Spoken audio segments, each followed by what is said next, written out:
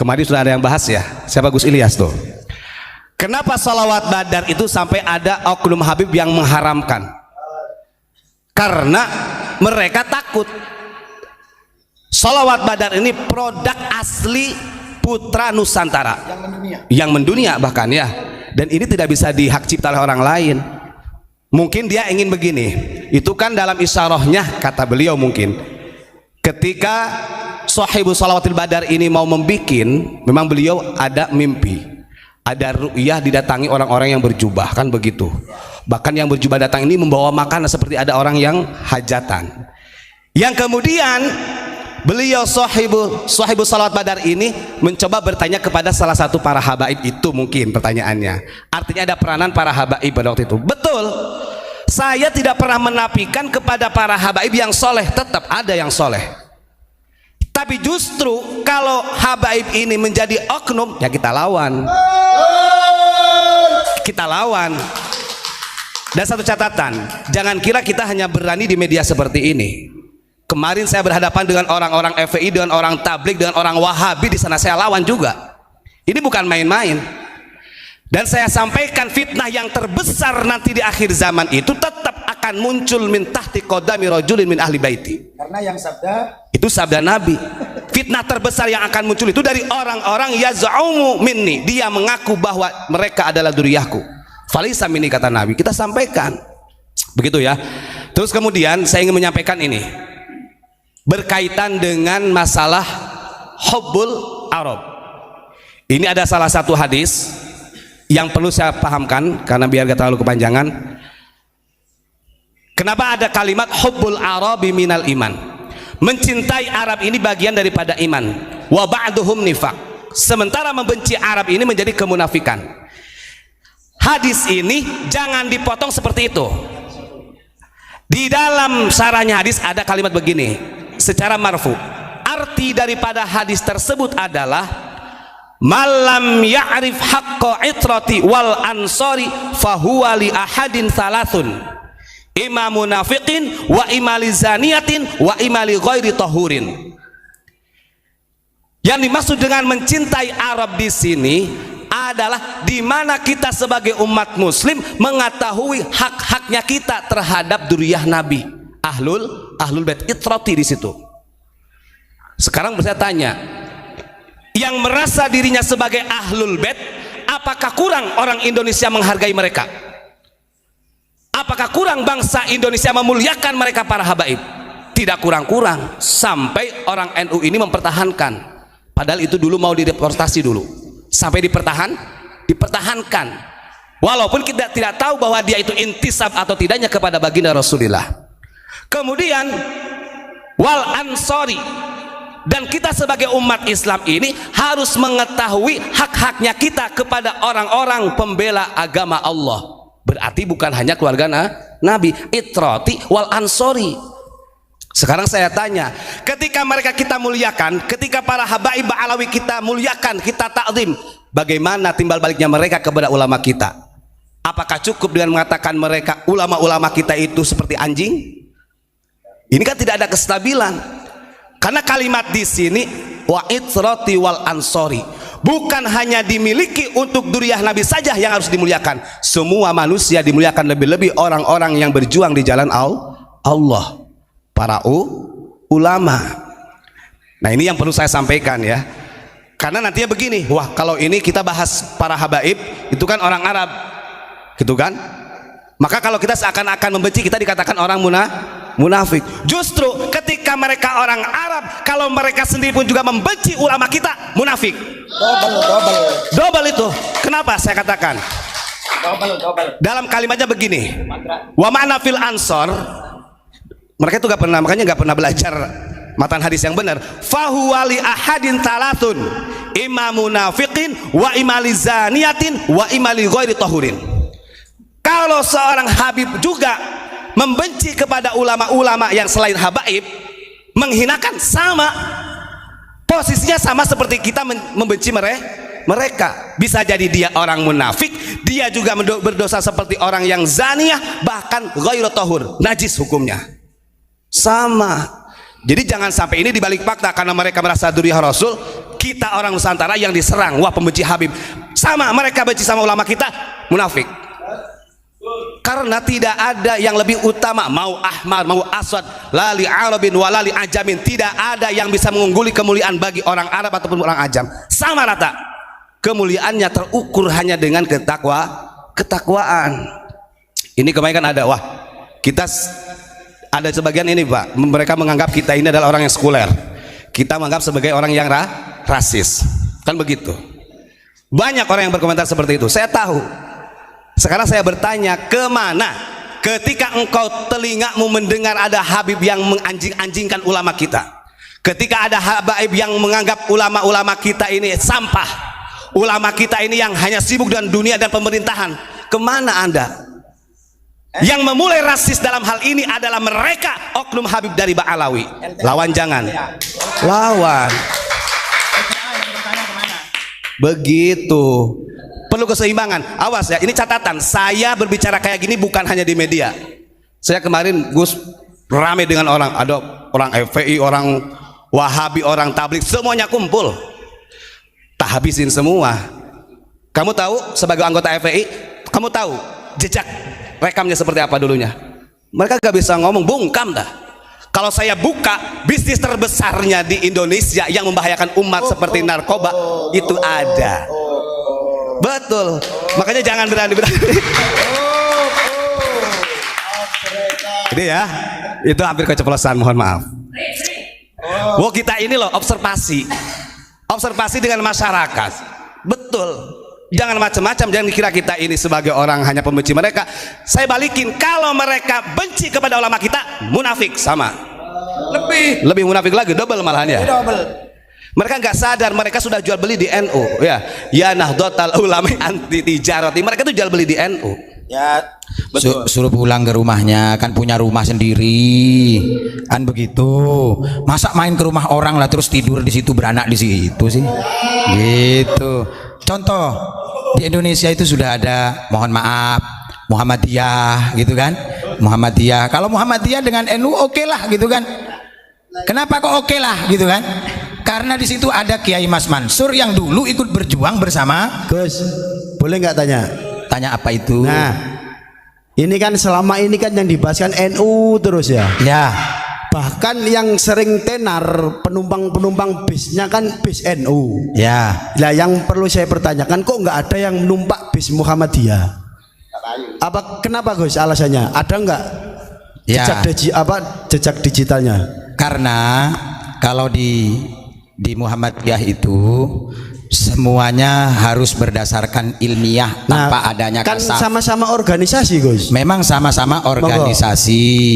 Makanya Muhammadiyah itu lahir lebih dulu daripada Nahdlatul Ulama kan begitu. Yang diperintahkan kepada Kiai Ahmad Dahlan itu kan untuk mencerdaskan kehidupan para bangsawan. Jadi transformasinya Muhammadiyah itu dulu adalah dari Kiai Soleh Darat yang mencerdaskan kehidupan dari orang-orang bangsawan, orang-orang ningrat yang nggak berani lah mereka kan begitu, gelarnya aja Raden, Pangeran, lo ya apa, Bupati Demang, kemudian Temenggung, kan di situ transformasinya ke sana. Tapi jangan lupa juga bahwasanya Mbah Ahmad Dahlan juga minta bantuan kepada keluarga dari Ampel. Untuk apa?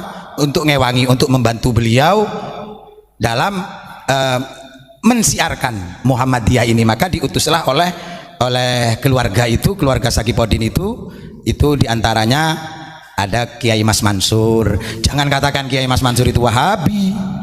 Oh, salah dalam catatannya loh. Dibilang itu ada yang menulis bahwasanya Kiai Mas Mansur dikeluarkan dari Nahdlatul Ulama karena terkontaminasi dengan ajarannya Syekh Muhammad Abduh. Salah itu. Itu loh, cucunya masih ada. Sekarang madrasahnya aja masih ada kok. Kiai Mas Mansur itu masih ada. Tanah-tanahnya itu masih ada semuanya. Fakta sejarahnya masih ada. Jadi seperti itu. Nah, kenapa saya pertanyakan Gus? Karena kemarin itu ada yang komentar, dari dulu mulai terciptanya Muhammadiyah, pendiri-pendiri kami itu tidak pernah mau dimasuki oleh bangsa-bangsa Yaman. Lebih-lebih sekarang yang terkenal Ba'alawi. Gitu ada yang komentar itu. Karena saya sendiri itu adalah Muhammadiyah kata dia itu. Ya. Itu ada itu. Itu jawaban ilmiah lo ya. Jawaban ilmiah, tidak mungkin ada asap kalau tidak ada api. Lah ini kan sebetulnya mengkanter juga dengan pernyataan kemarin Kang Mas itu yang menyatakan bahwasanya kiai itu dari dulu baik-baik saja hubungannya dengan para beliau-beliau itu gitu kan. Sejarahnya membuktikan bagaimana SDI didirikan, bertransformasi menjadi SI, kemudian gak nyaman ini Mbah Hasan Gipo mendirikan SDA. Berarti kan ada ketidakcocokan. Ketika ada di SI dan SDI ada ketidakcocokan di situ untuk membackup supaya pergerakan perjuangan ulama-ulama pribumi itu pada saat itu yang berada di Surabaya maka bertransformasi lagi. Mbah Hasan Gipo beserta saudara-saudaranya seperti Ki Ahmad Dahlan Akhyat itu kan jarang sekali dikupas toh kan begitu, bahkan hampir dilupakan. Makanya saya titip, saya mohon kepada Mbah Yai yang menjadi ketua PBNU, monggo mbah-mbah itu diusulkan kepada presiden, diusulkan kepada DPR, diusulkan kepada menteri sosial untuk diangkat menjadi pahlawan. Jangan satu-satu, semuanya. Beliau-beliau itu berjasa. Jadi tadi siang itu ada salah satu kawan yang mengirim bertanya mengenai tentang silsilah sanad Al-Quran atau daripada surat Al-Fatihah yang sampai kepada Habib Lutfi. Jadi memang begini, kalau untuk masalah sanad yang mempunyai gelar musnidul alam atau ahli sanad sedunia ini masyhur ditetapkan adalah salah satu ulama dari Padang, ulama kita Syekh Yasin Al-Fadani. Saya pernah beberapa dalam kitab Nailul Amani ada beberapa sanad-sanad termasuk suratul Fatihah, surat Al-Ikhlas dan lain sebagainya. Tidak menutup kemungkinan bisa jadi memang Habib Lutfi mendapatkan mungkin sanad-sanad itu melalui gurunya Habib bisa saja, tapi pintunya tetap, karena kalau kita lihat dari umur jauh yang mendapatkan sanad pertama jelas ulama Nusantara ini adalah Syekh Yasin Padang gitu kan. Tapi satu yang ingin saya sampaikan, kenapa di sini Syekh Yasin Padang nggak dicatat ya, di sini itu semuanya Habib, ada Habib Faqih Muqaddam, Qutbul Aqtab, semuanya di Qutbul Aqtab semua. Ada yang ingin saya komentari, ngapunten, mungkin kalau saya kekurangan ilmu ya mungkin nanti bisa dikanter sama Habib Lutfi juga ya, ngapunten ini mah. Dari setelah ini ya, coba kita bacakan dulu. Jadi suratul Fatihah ini adalah dari Nabi Muhammad SAW. Nah ini mungkin takutnya dikira bohong, ini saya tunjukin dulu. Nah terus kemudian turunlah kepada Imam Ali bin Abi Thalib, kemudian kepada Imam Husain, kepada Imam Ali Zainal Abidin, kepada Al-Imam Al-Habib. Nah mulai ini Al-Habib Muhammad Al-Baqir, kepada Al-Imam Al-Habib Ja'far Shadiq, kepada Al-Imam Al-Habib Ali Uraidi Qutbil Aqtab, kepada Al-Imam Al-Habib Muhammad An-Naqib, Al-Imam Al-Habib Isa An-Naqib Qutbul Imam, kepada Al-Imam Al-Habib Ahmad Muhajir Qutbul Aqtab, kepada Al-Imam Habib Abdullah, kepada Al-Imam Habib Ba'alwi atau Habib Alawi, kepada Al-Imam Habib Muhammad, kepada Al-Imam Habib Alawi, kepada Al-Imam Habib Ali Khaliqasam Sultanul Arifin, kepada Al-Imam Habib Muhammad Sahib Mirbat Qutbul Aqtab, kepada Imam Habib Ali, kepada Al-Imam Habib Sultanil Aulia wa Ulama'il Arifin Muhammad Faqih Muqaddam. Nah ini pokoknya ini marganya semua lah yang ditulis. Syabdul Qadir Jailani enggak kanggo boleh, enggak kepake. Kepada Al-Imam Habib Alwi Qutbul Aqtab, kepada Al-Imam Habib Ali, kepada Al-Imam Habib Muhammad Maulad Dawilah, kepada Al-Imam Habib Qutbul Ghaus Alawi, kepada Al-Imam Habib Qutbul Aqtab Ali Anan, kepada Al-Imam Al-Habib Sayyid Ahmad Zaini Dahlan Al-Hamil wal Hafidh. Nah, oke. Keilmuan yang masuk ke Nusantara, mau itu secara ilmu qiraah ataupun ilmu manhaj Syafi'i, itu yang sampai ke Nusantara tidak akan terlepas dari peranan Sayyid Ahmad Zaini Dahlan. Nah, yang saya tidak sepakatnya, kenapa beliau sendiri pun dihabibkan gitu loh. Beliau Sayyid ulama Mekah Pak Sayyid Zaini Dahlan ini, beliau punya murid namanya Syekh Abu Bakar Syato, gitu kan. Di sini dari Al Habib Zaini Dahlan turun kepada Al Imam Al Habib Muhammad Abu Bakar Syato Al Hasani Al Husaini. Ngapunten jenenge kalau Al Husaini itu ya Sayyid, kalau Al Hasani ya Asy-Syarif. Jadi istilah Habib ini ya kalau hanya untuk sebagai Rasulullah seorang kekasih, tapi saya tidak husnudon ke sana. Ketika semuanya itu Habib ini kan untuk supaya itu menjadi ikon bahwa marga mereka ini memang intisab sampai ke Al Habib Muhammad Al Bakir. Di dari Muhammad Al Bakir saja sudah digelari Habib. Artinya saya tidak menggunakan husnudon, oh itu mungkin untuk salah satu kehormatan lah, bukan. Karena bagi kami yang namanya Habib istilah Habib dengan dzurriyyah Rasul itu populer di kita saja sama di Tarim dari dulu. Makanya kan Syekh Nawawi itu mengatakan di dalam syarah Qurratul Uyun, beliau mengatakan di dalam syarahnya kitab Uqudul Jan, fastilahul aktsar gitu, istilah terbanyak di dunia kalau dzurriyyah Rasulullah itu Sayyid atau Syarif. Nah kalau istilah Habib untuk laki-laki dan perempuan Hubabah atau Hababah itu fastilahu ba'di ahlil bilad, itu menurut sebagian penduduk negeri yang ada di Tarim. Janganlah kalau seperti ini nggih. Jadi saya tidak sepakat karena saya tidak pernah menemukan di dalam karya Sayyid Muhammad atau Sayyid Abu Bakar Syato atau Sayyid Ahmad Zaini Dahlan itu ada gelar Habibnya. Boten wonten, tidak ada. Nah ini kan pengkultusan seperti ini bahaya. Dan saya juga di bawahnya itu sebelum sampai kepada Habib Lutfi, ngapunten ini ya, kita tidak mengurus hormat, cuma ingin kita mengomentari ini.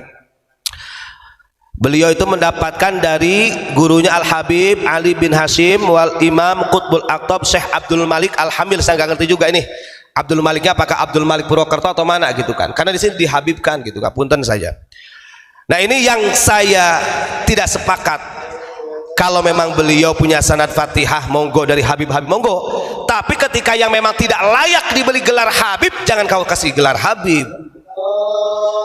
Kita punya nih di sini tuh mata rantai keilmuan, memangnya beliau saja yang punya nih sampai ke Nusantara. Kita tahu kitab I'anatul Talibin syarahnya Fathul Mu'in yang dikaji di seluruh pesantren itu karya Sayyid Abu Bakar Syato Al-Makki. Beliau Sayyid Abu Bakar Syato yang tadi di dalam silsilah ini dihabibkan, padahal dalam waktu itu belum ada istilah Habib populernya, adalah salah satu murid yang masyhur dari Syekh Ahmad Zaini Dahlan.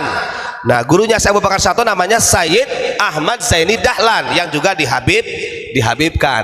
Selain Abu Bakar Syato, Sayyid Ahmad Zaini Dahlan ini mempunyai murid dari Nusantara yang masyhur seperti Syekh Nawawi Banten, Syekh Soleh Darat Semarang, Syekhona Khalil Bangkalan. Ini muaranya keilmuan sampai ke Nusantara ini tidak terlepas dari peranan Sayyid Ahmad Zaini Dahlan. Janganlah sekiranya tidak layak dikatakan Habib dan bukan dari Ba'alwi, kan sudah katanya yang punya gelar Habib itu adalah dzurriyyah Rasul yang keturunan dari Alawi bin Ubaidillah, walaupun belum terverifikasi, kita gak ngerti. Janganlah seperti itu. Nah ini namanya seperti ini kan doktrin bro. Kamu kalau orang cerdas, doktrin seperti ini. Masa dari Muhammad Al-Bakir sudah diberikan gelar Al-Habib, ini jauh-jauh sebelum ada Faqih Muqaddam. Dengan tulisan seperti akhirnya menyebar di masyarakat. Oh iya semuanya Habib, dzurriyyah Rasul itu adalah Habib. Akhirnya mindsetnya terpikir Dzurriyyah Rasul tidak ada lain tidak bukan adalah Al Habib. Begitu memikirkan karena sudah terdoktrin. Ya ini ngapunten. Kalau untuk masalah silsilah mungkin monggo bisa saja beliau dapat silsilah dari sini, tapi yang tidak layak, yang tidak harus menggunakan Habib gak usah, karena beliau as-sayyid. Contoh Syekh Sayyid Ahmad Zaini Dahlan dan Syekh Abu Bakar Sato. Itu saja. Boleh ditambah Ustadz Tubat? Monggo. Alhamdulillah kalau di Nusantara ada catatan sejarah yang sampai hari ini mereka tidak bisa menggantikan. Contoh ada makomnya Sayyid Sulaiman, Mbah Sayyid Jumadil Kubro. Kenapa mereka kok gak berani memberikan predikat Habib? Inilah sebenarnya di Nusantara itu sudah jelas arti daripada kalau ada dzurriyyah dari baginda Rasulullah yang melalui sayyid ataupun syarif, dan ini tidak bisa dibantah dari dua tokoh ini yang artinya syarif dan sayyid. Ya cuma akhir-akhir ini aja yang bikin heboh, itu yang perlu dipahami. Oke, dilanjut Ustadz Tubat. Saya kira cukup Pak, itu aja lah yang ingin saya sampaikan. Ngapunten kurang lebihnya tidak mengurangi rasa hormat saya kepada beliau-beliau. Mungkin ini adalah kekurangan ilmu saya, tapi mudah-mudahan Allah ampuni dosa saya dan dosa orang yang memasukkan juga. Terima kasih. Assalamualaikum warahmatullahi wabarakatuh. Salam Pancasila.